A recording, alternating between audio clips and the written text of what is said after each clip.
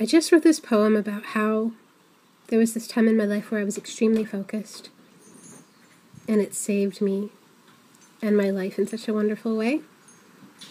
And somewhere along the way, I got distracted, and it caused so much hurt that it forced me to focus again.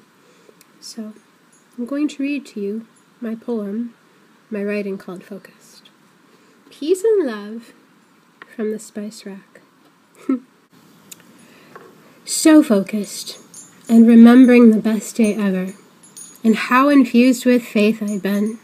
For that's my true foundation everywhere I'd go, so I'd fly to the highest at the perfect times.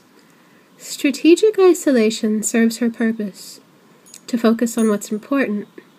After a long road of influences that were not me, to finally sit with the highest, to discern properly, to clear me of the traumas, the voices, the projections I once then believed that they said about me, that I knew were not me, though saturated through me, that I let bother me. From those who were very unhealthy, they were so unhealthy, and I was in a constant atmosphere of crazy, and that was a little bit of my upbringing. For it took years, it's taken years, to peel away their words, ways, patterns and habits, off and out of me to know who I am truly. And so very focused learning from that journey, and to re-journey with the true me. So I found myself again, and then I landed on a new island. One with screens and no walls for privacy, so open, too open for some solidarity. And to create a sacred space for solidarity, I created healthy boundaries against the grain for the way open hippies. Confusion in community living, not used to a strong individuality, which is needed for a healthy community and clarity. And I remember my practices, silence to hear God within me, tea, meditating, the as a man thinketh, so he becomes prophecy.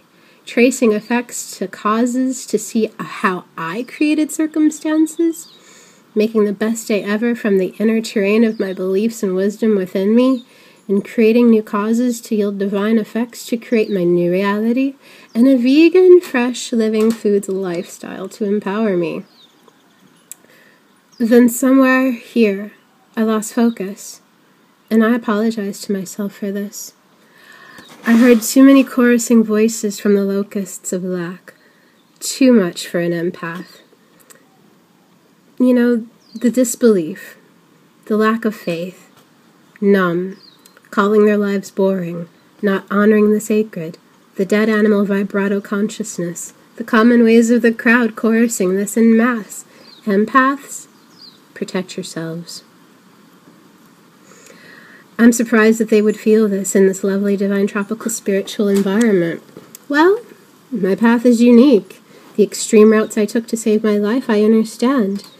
I understand if the uncommon path yields a huge, unique, empowered approach and perspective. And the dulled and the dreary, well, that's all they see. That's their reality.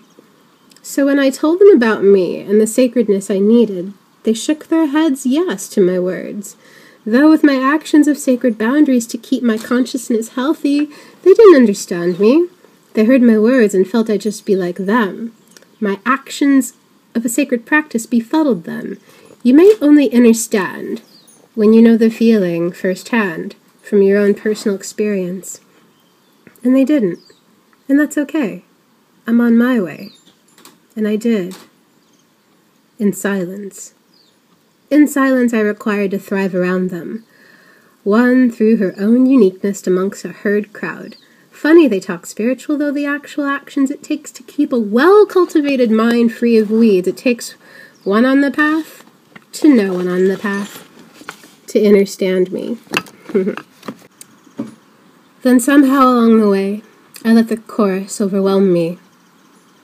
Away.